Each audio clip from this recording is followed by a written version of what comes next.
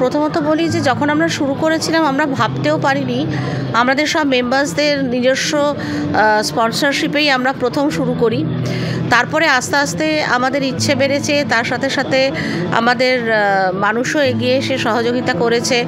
আস্তে আস্তে 15টা বছর কেটে গেল। আমরা 15টা বছর মানে এই দিনটার অপেক্ষায় থাকি যে কখন সরস্বতী পুজো হবে, আমরা এই কয়েকটা দিন একটু আনন্দ করব ব্লকের লোকেদেরকে সঙ্গে নিয়ে।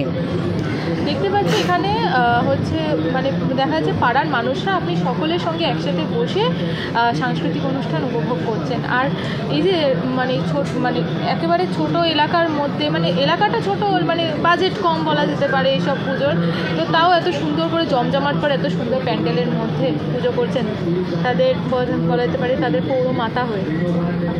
দেখুন, প্রথমত বলি যে এই পুজোটা শুধু যে আমরা একটা পুজো করি তা নয়, আমরা অনেক সামাজিক কর্মকাণ্ডের সঙ্গেও যুক্ত থাকি। যেমন প্রথম যখন আমরা শুরু করি, আমরা তখন একটা সময় বিধাননগর সাব ডিভিশনাল হসপিটালের ইসিজি মেশিন খারাপ হয়ে গিয়েছিল। আমরা এই ক্লাবের তরফ থেকে ইসিজি মেশিন দিয়েছিলাম। আমরা কোভিডের সময় বিধাননগর সাব ডিভিশনাল হসপিটালে অক্সিজেনের যে বড় বড় অক্সিজেন কনসেন্ট্রেটর যেটাকে বলে, সেইগুলো আমরা ক্লাবের তরফ থেকে দিয়েছিলাম। আমরা প্রত্যেক বছর এই অঞ্চলের পিছিয়ে পড়া প্রায় 200 থেকে 250 বাচ্চাদের যেমন বই খাতা এবং ব্যাগ দিয়ে থাকি, তার সঙ্গে সঙ্গে এখানে অনেক পিছিয়ে পড়া মানুষজন আছেন, তাদেরকে আমরা কোনো সময় মশারি, কোনো সময় কম্বল, কোনো সময় শাড়ি, এইভাবে প্রত্যেক বছর দিয়ে থাকি। এবং এবছর যেটা আমাদের মেন আমরা যেটা করেছি সেটা হচ্ছে যে আপনি জানেন যে 2022-23-এর আইএস পরীক্ষায় ওয়েস্ট বেঙ্গল থেকে 4 জন আইএস হয়েছেন, তার মধ্যে 3 জন ফিমেল, 1 জন মেল। তো সেই 3 জন ফিমেলের মধ্যে 1 জন ফিমেল যিনি মধ্যমগ্রামে থাকেন, আমাদের অত্যন্ত পরিচিত, তার বাবা আমাদের কর্পোরেশনেরই একজন কর্পোরেশনে কাজ করে থাকে, তার মেয়ের নাম হচ্ছে রিমিতা সাহা। তাকে আমরা বিধাননগর ঐক্য ক্লাবের তরফ থেকে সংবর্ধনা দিয়েছি। তিনি আইএস হয়েছেন, তার এখন ট্রেনিং পিরিয়ড চলছে।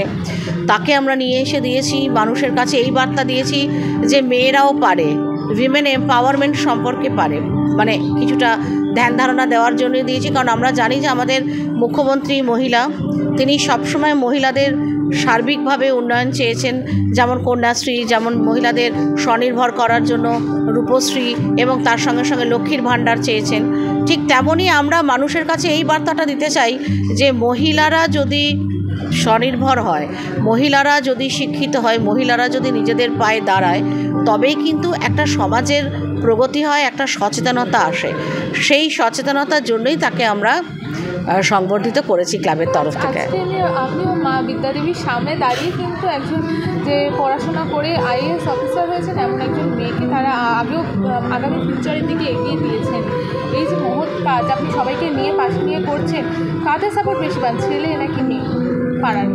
সবাই, মানে নির্বিশেষে। মহিলারা তো অবশ্যই একটু বেশি সাপোর্ট করে আমাকে, কিন্তু পুরুষরাও পিছিয়ে নেই। সবাই এই আমাদের যে মানে কর্মকাণ্ড, সবাই আমাদের সাথে যুক্ত, সবাই আসে, মানে সবার কাছে এই মনোরম পরিবেশটা কয়েকটা দিন মানে স্প্রিং ফেস্টিভ্যাল হিসেবে সবাই এটা পালন করে থাকে।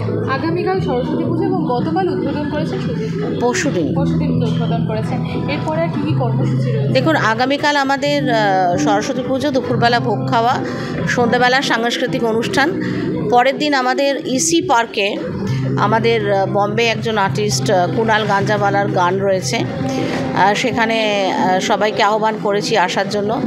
আর 4 তারিখে হচ্ছে আমাদের একটা অনুষ্ঠান আছে এখানেই, সাংস্কৃতিক অনুষ্ঠান। আর 5 তারিখে আমাদের বিসর্জন।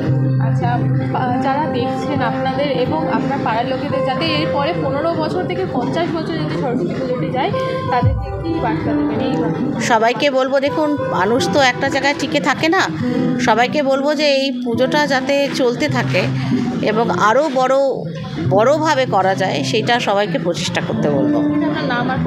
আমার নাম তুলসী সিনহা রায়, আমি বিধাননগর কর্পোরেশনের মেম্বার, মেয়র ইন কাউন্সিল, আর বিধাননগর টাউন তৃণমূল কংগ্রেসের সভানেত্রী।